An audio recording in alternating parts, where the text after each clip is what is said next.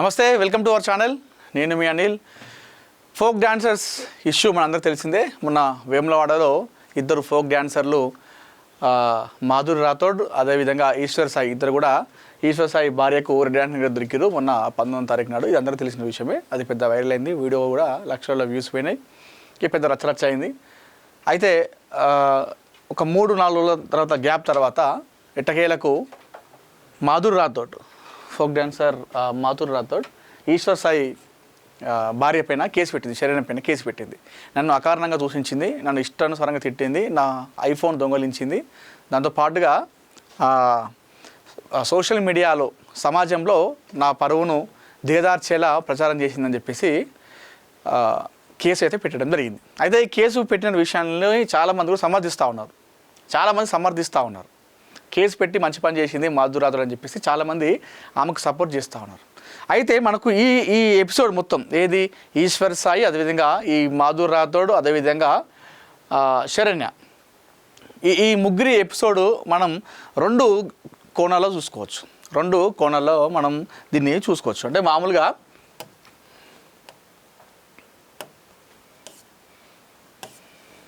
ఇంకొకటి ఏంటంటే ఇలా ఒక ప్లాన్ ఉంది, ఒక స్కెచ్ ఉంది. ఇది ఒక ప్లాన్ ప్రకారమే చేసిర్రు. ఇదంతా కూడా ఒక పెద్ద స్కెచ్ నడిచింది, బ్యాక్గ్రౌండ్ వర్క్ నడిచిందని చెప్పేసి మరికొంతమంది చెప్తా ఉన్నారు. అది ఏందో కూడా చెప్తా. ఇది అంటే అక్కడక్కడ మాట్లాడుకుంటా ఉన్నారు, అది మాత్రమే చెప్తున్నాం, కన్ఫామ్డ్గా మనం చెప్పట్లేదు. కొంతమంది ఈ విషయం గురించి ఏం మాట్లాడుకుంటున్నారో అనే విషయాన్ని మనం చెప్తాం. నెక్స్ట్ ఏం స్కెచ్, ఎవరు ప్లాన్ చేశారు, ఏం చేశారు అనేది కూడా నేను మీకు చెప్తాను. అయితే ఫస్ట్గా ఈ ఎపిసోడ్ని మనం ఈ ముగ్గురిది మనం ఏ విధంగా చూడవచ్చు అంటే 2 కోణాలు చూసుకోవచ్చు. ఇక ఒకటేమో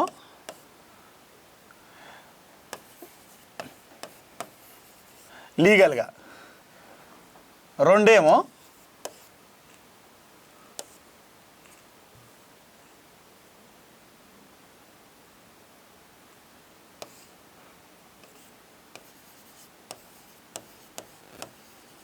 మోరల్గా. ఒకటి మనం లీగల్గా చూసుకోవాలి ఒక కోణం, రెండవదేమో మనం మోరల్గా చూసుకోవాలి ఈ అంశం మొత్తం అంతా కూడా. అయితే లీగల్గా చూసుకుంటే ఇక్కడ మనం లీగల్గా చూసుకున్నట్లయితే అడల్ట్స్ మన చట్టం ఏం చెప్తా ఉందంటే అడల్ట్స్ ఇద్దరు అంటే మేల్ ప్లస్ ఫీమేల్ ఎవరైనా సరే, మ్యారేజ్ అయినా మ్యారేజ్ కాకపోయినా ఎవరైనా సరే, పెళ్ళైన వాళ్ళైనా కానీ పెళ్ళి కాకపోయిన వాళ్ళైనా సరే, ఎవరైనా సరే ఇద్దరు అడల్ట్స్ అయితే వాళ్ళిద్దరు కూడా అడల్ట్స్ కావాలి. వాళ్ళిద్దరు అడల్ట్స్ అయితే పెళ్ళి అయినా పెళ్ళి కాకపోయినా ఇద్దరు పరస్పర అంగీకారం అంటే ఎవరి బలవంతం లేకుండా వాళ్ళకు పరస్పర అంగీకారంతో వాళ్ళు ఒక సంబంధం పెట్టుకుంటే దాన్ని కూడా ఎవరు కూడా కాదరు అని చెప్పేసి మన చట్టం చెప్తా ఉంది. లీగల్గా చూసుకుంటే. అంటే అది ఎట్లా పాసిబుల్ అవుతుంది, అది కరెక్ట్, వాళ్ళు ఇద్దరు అట్లా చేసుకుంటే నిజమవుతుంది అంటే మరి అక్కడ చట్టం అయితే చెప్తా ఉంది. ఇద్దరు అడల్ట్స్, అమ్మాయి కానీ అబ్బాయి కానీ, పెళ్ళి అయిన వాళ్ళైనా సరే పెళ్ళి కాని వాళ్ళైనా సరే, వాళ్ళ పరస్పర అంగీకారంతో ఎవరి బలవంతం లేకుండా పరస్పర అంగీకారంతో ఇద్దరు సంబంధం పెట్టుకోవచ్చు అనేది మనకు చట్టాలు చెప్తా ఉన్నాయి. ఇది లీగల్గా చూసుకుంటే. అయితే 2 చూసుకుంటే మోరల్గా చూసుకున్నట్లయితే వైఫ్ ప్లస్ హస్బెండ్. ఒక భర్త అమ్మాయి అతను పెళ్లి చేసుకున్న తర్వాత, భార్యాభర్తలు ఉన్న తర్వాత భర్త భార్యకు తెలియకుండా మరొక ఎక్స్ అన్నటువంటి అమ్మాయితో సంబంధం పెట్టుకుంటే అది అప్పుడు చాలామంది కూడా అందరూ కూడా ఇక్కడ వైఫ్కి సపోర్ట్ చేయాలి కూడా. ఎందుకంటే మోరల్గా, ఎందుకంటే పెళ్ళయింది, నమ్మి పెళ్ళి చేసుకున్నది కాబట్టి నమ్మినప్పుడు భార్యకు తెలియకుండా ఇంకొక అమ్మాయితో ఒక భర్త సంబంధం పెట్టుకుంటే అక్కడ వైఫ్కి మామూలుగా సపోర్ట్ వస్తుంది. సపోర్ట్ మనం చేయాలి కూడా, తప్పకుండా సపోర్ట్ చేయాలి. సపోర్ట్ కూడా వైఫ్కే ఎక్కువ వస్తుంది. అయ్యో పాపం మోసం చేసిండు అని చెప్పేసి వైఫ్కి ఎక్కువ సపోర్ట్ రావాలి. కానీ ఇక్కడ అదేంటంటే ఇక్కడ వైఫ్కు సపోర్ట్ వస్తలేదు. ఇక్కడ ఈ ఇష్యూలో వైఫ్కి ఈ శరణ్యకి సపోర్ట్ రావట్లేదు. మొత్తం అందరూ కూడా ఎవరైతే ఉన్నారో మన మాధురికి సపోర్ట్ చేస్తూ ఉన్నారు అందరూ కూడా. మాధురికి సపోర్ట్ చేస్తూ ఉన్నారు. మామూలుగా అయితే మోరల్గా చూసుకుంటేనే అయితేనేమో ఇట్లా ఇష్యూ జరిగితే అయ్యో పాపం మోసం చేసిండు పిల్లగాడు, మంచి అమ్మాయి పాపం నమ్మి పోతే ఇంకొక అమ్మాయితో సంబంధం పెట్టుకున్నట్ట అని చెప్పేసి మామూలుగా ఇక్కడ వైఫ్కి ఎక్కువ సింపతి వస్తుంది. కానీ ఇక్కడ ఈ కేసు విషయంలో ఈ అంశంలో వైఫ్కు అంటే ఈశ్వర్ సాయి వైఫ్కి శరణ్యకి సపోర్ట్ రాకుండా ఇక్కడ మాధురి రాథోడ్కి ఎక్కువ సపోర్ట్ లభిస్తూ ఉంది. అయితే ఎందుకు ఈ సపోర్టు వస్తూ ఉన్నది మనం మాట్లాడుకుంటే, వేములవాడలోని ఒక భవన్లో ఒక ప్రైవేటు ఒక రూమ్లో వాళ్ళిద్దరూ ఉన్నట్టుగా తెలిసిన తర్వాత శరణ్య అక్కడికి వెళ్ళింది. పలానా ఒక ఎక్స్ ఒక అమ్మాయితోని వీడియో తీసేటువంటి అమ్మాయితోని ఇంకొక విశాల్ అని చెప్పేసి వెళ్ళింది. ఇప్పుడు విశాల్ అని చెప్పేసి చాలామంది కూడా అంటూ అన్నారు. విశాల్ అప్పుడు ఆ వీడియో కూడా ఆ పేరు ఏదైతుందో విశాల్ పేరు చాలా మార్మవుతుంది ప్రస్తుతం. అయితే అది అతను ఎవరని చెప్పేసి కూడా చాలామంది చూస్తూ ఉన్నారు సోషల్ మీడియాలో ఫోటో కోసం. అది పక్కన పెట్టయితే అవుట్ ఆఫ్ సబ్జెక్ట్ అది. అయితే తీసుకెళ్ళింది, లోపలికి వెళ్ళిన తర్వాత వాళ్ళిద్దరిని చూసిన తర్వాత డోర్ కొట్టింది. వాళ్ళ భర్త బయటకు వచ్చిన తర్వాత ఒక 4 దెబ్బలు పటా అని చెప్పేసి శరణ్య మాధురి రాథోడ్ పైన దెబ్బలు కొట్టి నీకు ఇదా అదా అసలు వేస్ట్ దానివి అని చెప్పేసి 4 దెబ్బలు కొట్టింది. అక్కడ వరకు బాగానే ఉంది. అయితే అట్లా కొట్టిన తర్వాత అదే దెబ్బలు, అదే తిట్లు, అదే దెబ్బలు అక్కడ ఈశ్వర్ సాయిని కూడా శరణ్య ఒక 4 దెబ్బలు కొట్టి 4 దెబ్బలు ఫటాఫటా వాయించి, ఇదారా నేను పెళ్లి చేసుకుంటే నిన్ను నమ్మేస్తే నన్ను ఇంత మోసం చేస్తావరా, నువ్వు నాకు వద్దురా అని చెప్పేసి అక్కడ శరణ్య మాట్లాడితే ఈరోజు ఆమెకు అందరు కూడా దండేసి దండం పెట్టేటోళ్ళు, ఇంక్లూడింగ్ మీ అందరు కూడా అక్కడ ఆ రోజు శరణ్య మాధురిని తిట్టినట్టు కదా, మాధురిని కొట్టిన తర్వాత ఈశ్వర్ సాయిని కూడా తీసుకొచ్చి గల్లా పట్టుకొని 4 దెబ్బలు చెంప మీదకి వెళ్ళి చెడ్డలని కొట్టి, నువ్వు నన్ను నమ్మి ఇస్తే ఇట్లా చేస్తావారా అని చెప్పేసి అసలు నువ్వు నాకు వద్దురా అని చెప్పేసి ఆమె ఆ రోజు అక్కడ మాట్లాడినట్టయితే ఈరోజు మొత్తం సపోర్ట్ అంతా కూడా శరణ్య మీదకి వెళ్ళేది, సింపతి మొత్తం కూడా. అట్లా కాకుండా మాధురి మీదకి వచ్చింది. ఎందుకు వచ్చింది అనేది మనం మాట్లాడుకుంటే, అక్కడ ఆమె చేసింది శరణ్య తప్పు ఏంటంటే, ఆమెను కొట్టింది, చీచి ఇంత వేస్టా, ఇంత బజార్ది అన్న రకంగా మాట్లాడుతూ తన భర్తను వెడికేసుకొచ్చింది. ఇప్పుడు 2 చేతులు కలిస్తేనే చప్పట్లు అంటాం. అయితే అక్కడ మొత్తం నా భర్త మీద పడ్డది ఈమె, దీందే తప్పు అని చెప్పేసి ఇష్టానుసారంగా మాట్లాడింది. మీ ఆయన అంత అందగాడు, మరి మహేష్ బాబు, పవన్ కళ్యాణ్ అని చెప్పేసి ఆమె మీద పడిందంట. నా భర్త అమాయకుడు, అసలు ఏం తెలియదు, 10 మందితో తిరిగినావు, నీకు ఈయనే దొరికిందా, 10 మందితో తిరిగిందా. ఇంకొకటి వెనకాల ఏంటంటే, ఆ వెనకాల వీడియో తీసినటువంటి ఆ అమ్మాయి ఎవరో ఆమె మరీ ఇరిటేటింగ్ ఉందండి. ఆ వాయిస్ అయితే అసలు వాళ్ళ భార్య కంటే ఈమె అసలు అవన్నీ ఎందుకు, నీకు ఇక్కడ దొరికింది ఎవరు, అక్కడ దొరికినప్పుడు ఆ విషయం మాట్లాడితే అయిపోతుంది. 10 మందితో తిరిగేది, 20 మందితో తిరిగేది, ఇవన్నీ అవుట్ ఆఫ్ సబ్జెక్ట్ కదా. ఎందుకు ఆమె జీవితాన్ని బయట తీసుడు. ఇప్పుడు ఇదంతా కథ జరిగింది మొత్తం. విశాల్ ఇక చూడు వీళ్ళిద్దరు ఏ రకంగా ఎట్లా చేస్తున్నారో చూడండి అని చెప్పేసి ఈ రకంగా మాట్లాడని చెప్పేసి ఆమెను మొత్తం బదనాం చేసి, ఆమెను మొత్తం క్యారెక్టర్లెస్ చేసి, ఆమెనే సంసారాన్ని జీవితాన్ని నాశనం చేసింది. ఒక క్యారెక్టర్ లేని దాన్ని చెప్పేసి మొత్తం చేసి, నా భర్త మట్టుకు శుద్ధ పూస, నా భర్త మంచోడు, నా భర్తకు అసలు ఏం తెలియదు, అమాయకుడు, నోట్లో వేలి పెట్టిన కొరకడు, నా భర్త మీదనే మాధురి రాథోడ్ వచ్చి పైన పడితేనే నా భర్త సైలెంట్గా ఉన్నాడు అని చెప్పేసి మాట్లాడింది. కాబట్టి ఇవాళ సపోర్ట్ మొత్తం కూడా మాధురి రాథోడ్ చేస్తూ ఉన్నారు. శరణ్యకు అందరూ కూడా సపోర్ట్ చేయట్లేదు. ఇది జరిగినటువంటి కథ. ఎందుకు ఆమెకు సపోర్ట్ చేయట్లేదు అంటే ఇది కథ. మాధురి రాథోడ్ను కొట్టినట్టుగానే తన భర్తను కూడా చెంప చెల్లుమంటట్టు గల్ల పట్టుకొని గుంజి కొట్టి నువ్వు నన్ను మోసం చేస్తావారా, ఇదారా నీ క్యారెక్టర్, నిన్ను నమ్మితే వచ్చి ఇదారా అని చెప్పేసి అక్కడ అతన్ని కొట్టినట్టయితే ఇవాళ ఆమెకు అసలు మామూలు ఫాలోయింగ్ ఉండకపో శరణ్యకి. అందుకే ఆమె చేసిన కథ ఏంటంటే మొత్తం శరణ్య మీద మన మాధురి మీద తోసేసి తన భర్తను సేవ్ చేసుకునే ప్రయత్నించింది. ఎందుకు చేసిందంటే రేపటి రోజున ఆమెకు అవసరం, తన భర్తతోని తనకు ఉండాలి, మీ ఇద్దరు విడిపోవద్దు అనేటువంటి కోరిక. అది నిజమే, ఉండాలి, అది ఎవరికైనా కోరిక ఉంటుంది. తన భర్తతోని తను కలిసి ఉండాలనేది తన ఏదైతే అనుకుందో అది నిజమే, ఎవరికైనా ఉండాలి. ఎందుకంటే నమ్మి వచ్చి పెళ్లి చేసుకుంది కాబట్టి, ఒక కొడుకు ఉన్నాడు కాబట్టి, వాళ్ళకి ఆధారం కాబట్టి ఖచ్చితంగా భర్తతోని నేను కలిసి ఉండాలి, మాకు ఎలాంటి పొరపాటు రావద్దు, గొడవలు రావద్దు అని చెప్పేసి ఆమె అనుకోవడంలో తప్పు లేదు. కానీ తన భర్తను తనతో మంచిగా ఉండడానికి ఎలాంటి గొడవలు కాకుండా నేరం మొత్తం కూడా అమ్మాయి పైన తోసేయడం అనేది తప్పు. ఇక్కడ ఇది మనం మాట్లాడుకోవాలి. సో ఇక్కడ ఇదే జరిగింది.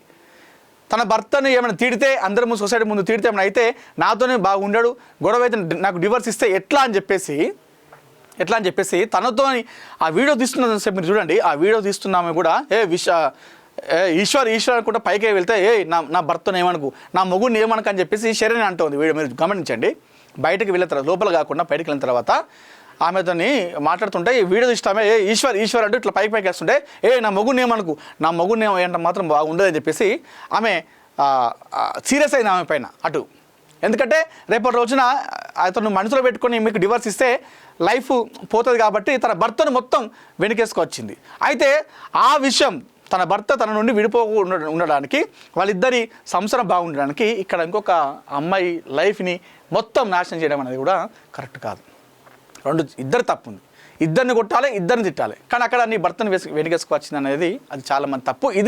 దీని గురించి చాలామంది మాట్లాడుతున్నారు. అందుకే ఈరోజు మాధురి రాథోడ్కి ఎందుకు ఎక్కువ సపోర్ట్ వస్తూ ఉందంటే ఇవన్నీ కారణాలతోనే ఆమెకు ఎక్కువ సపోర్ట్ అయితే వస్తూ ఉంది. ఇంకొకటి ఏంటంటే ఈశ్వర్ సాయి కూడా కనీసం అక్కడ ఒక్క మాట కూడా మాట్లాడలేదు. సరే ఆమె పిలిచిందా, అతను పిలిచిందా, ఇది ఏందనేది వాళ్ళు నోరు ఇప్పితే మనం బయటకు తెలుస్తుంది. అప్పటి వరకు మనం చెప్పలేం.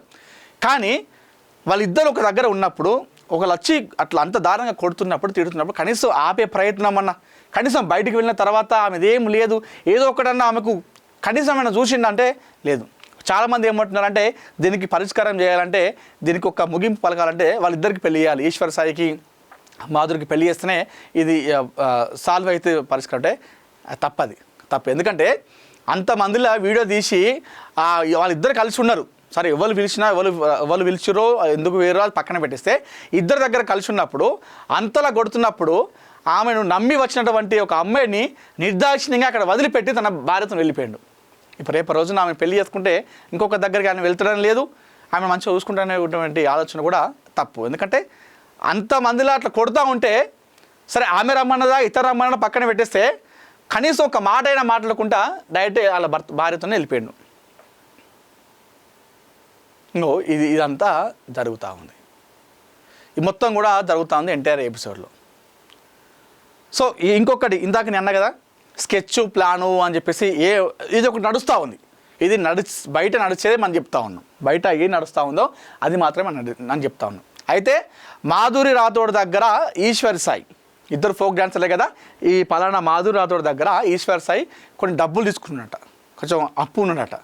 అయితే ఆ అప్పును క్లియర్ చేయడానికి తన దగ్గర ఎక్కువ బాగానే అప్పు తీసుకున్నట, ఎక్కువ తక్కువ లక్షలలో ఉందన్న వ్యవహారం అని చెప్పేసి చాలామంది చెప్తా ఉన్నారు బయట. అదే మనం చెప్తా ఉన్నాం. ఇది మనం దీనికి ఫుల్ స్టాప్ పెట్టట్లేదు, క్వశ్చన్ మార్క్ పెడతా ఉన్నాం. అయితే కొన్ని లక్షలు అప్పు చేసిందట. అయితే ఆ అప్పు ఎగ్గొట్టడానికే ఎవరో ఒకరు ఈ భార్యాభర్తలు చెప్తే ఈ భార్యాభర్తలు ఇద్దరు కలిసి ప్లాన్ చేసి వాళ్ళు ఆ రూమ్కి మాధురి రాథోడ్ని రప్పించారు. ఈ మొత్తం కూడా ట్రాప్ చేసి దొరకబడితే ఆ అప్పు ఎగ్గొట్టచ్చు అనేటువంటి దాంట్లోనే నడిచిందని చెప్పేసి మరికొంతమంది వాదన, మరికొంతమంది చెప్తా ఉన్నారు సోషల్ మీడియాలో. ఇది టాక్ అయితే నడుస్తూ ఉంది.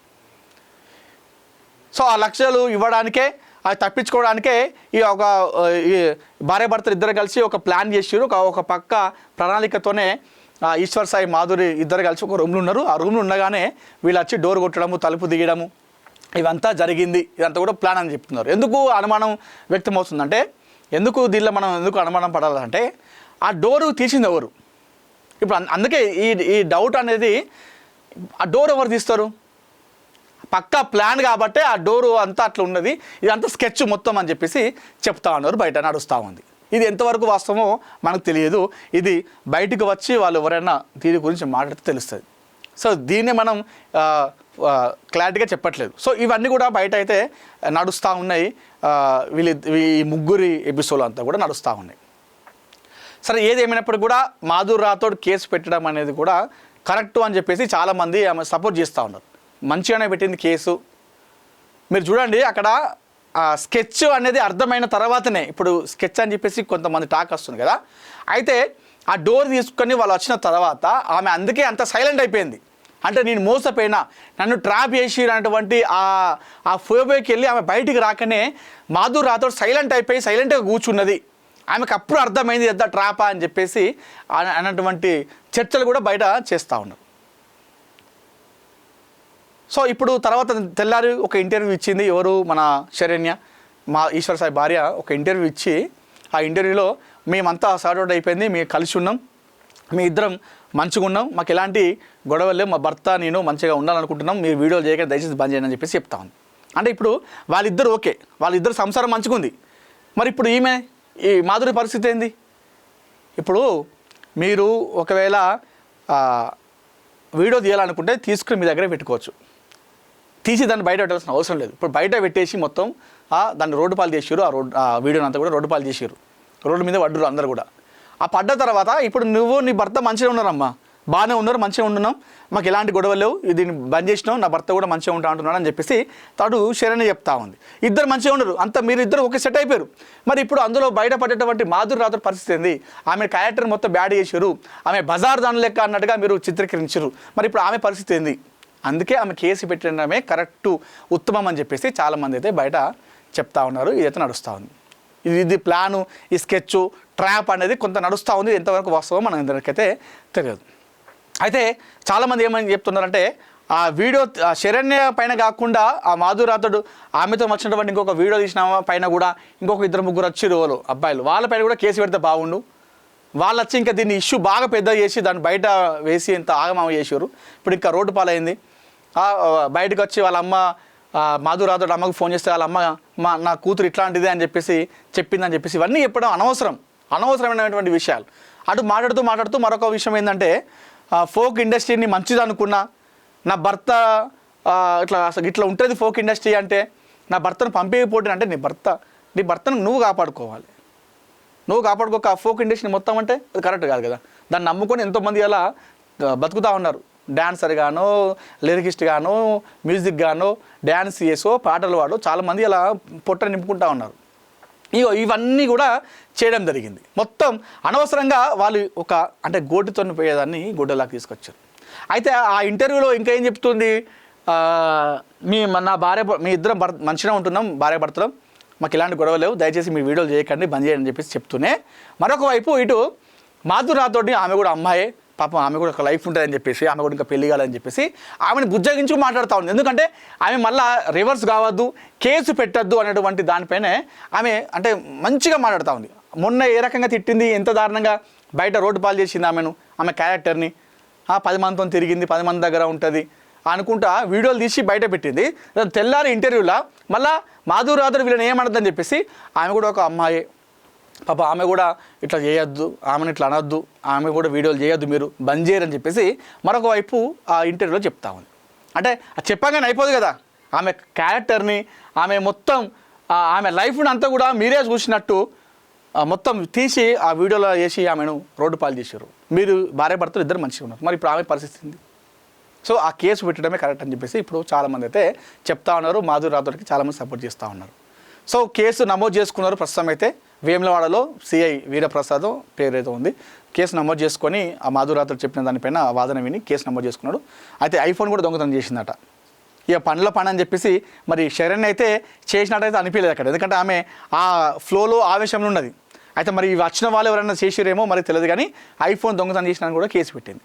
సో ఆ కేసు ఎటువైపు తిరుగుతుంది, ఎటు పోతుంది, ఇప్పుడు ఈమె కేసు పెట్టింది కాబట్టి మన వాళ్ళు ఎట్లా రియాక్ట్ అవుతారో అనేది కూడా మనం వేచి చూడాలి. ఇది మనం ఈ అంశంలో, ఈ ముగ్గురి అంశంలో మనం ఈ 2 కోణాల్లో చూసుకోవచ్చు. ఒకటేమో లీగల్గా చూసుకోవచ్చు చట్ట ప్రకారం, ఇంకొకటి మోరల్గా చూసుకోవాలి. ఎట్లా చూసుకున్నా కూడా ఒకవేళ ఇప్పుడు ఈమె ఎవరు మాధురి రాథోడ్ కేసు పెట్టింది కదా, ఆ కేసు కనుక కరెక్ట్ అట్రాక్ట్ అయితే మాత్రం వీళ్ళ మీద మామూలు కేసు పడేది.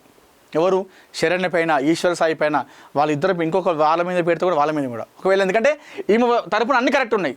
ఎందుకంటే అక్కడ ఆయన బలవంతంగా అయితే లేడు, ఇద్దరు అడల్ట్స్ ఇద్దరు ఒక దగ్గర ఉన్నారు కాబట్టి అది నేరం కాదు అని చట్టం చెప్తా ఉంది. ఎట్ ద సేమ్ టైం ఆమె పైన దాడి చేసింది, ఆమె క్యారెక్టర్ని మొత్తం దారుణం చేసింది. కాబట్టి ఒకవేళ ఆమె పెట్టినటువంటి సెక్షన్లు కరెక్ట్ ఉంటే మాత్రం వీళ్ళపైన మాత్రం మామూలు పడదు, కేసులు పెద్ద మొత్తంలో పడతాయి. ఇటు చట్టం లీగల్గా చూసుకున్నా, మోరల్గా చూసుకున్నా, ఎంటైర్గా ఎటు చూసుకున్నా కూడా ఇక్కడ సపోర్ట్, మద్దతు మాత్రం అక్కడ ఎవరికి మన మాధురి రాథోడ్కే సపోర్ట్ లభిస్తూ ఉంది. మామూలుగా మోరల్గా అయితే ఇక్కడ శరణ్కు సపోర్ట్ రావాలి మోరల్గా అయితే, కానీ ఇక్కడ మోరల్గా కూడా అందరూ సపోర్టు మాధురికే ఇస్తూ ఉన్నారు. ఎందుకంటే నా భర్త మంచోడు మహేష్ బాబు, నా భర్త మహేష్ బాబు ఉన్నాడు కాబట్టి ఆమె వచ్చి నా భర్త మీద పడ్డరు కాబట్టి నా భర్త అప్పుడు ఆ రకంగా పెయిండు, కానీ నా భర్త శుద్ధపూస అని చెప్పేసి సమాజంలో చెప్పుకోవడమే. అటు మోరల్గా లీగల్గా మాధురి రాథోడ్ వైపే సపోర్ట్ చేస్తూ ఉన్నారు జనమంతా కూడా. చూద్దాం మరి ఈ కేసు ఎటువైపు తిరుగుతుంది, ఎన్ని మలుపులు తిరుగుతుంది, లాస్ట్కి ఎవరికి శిక్ష పడుతుందో తెలియాలంటే మనం కొన్ని రోజులు వేచి చూడాల్సిందే.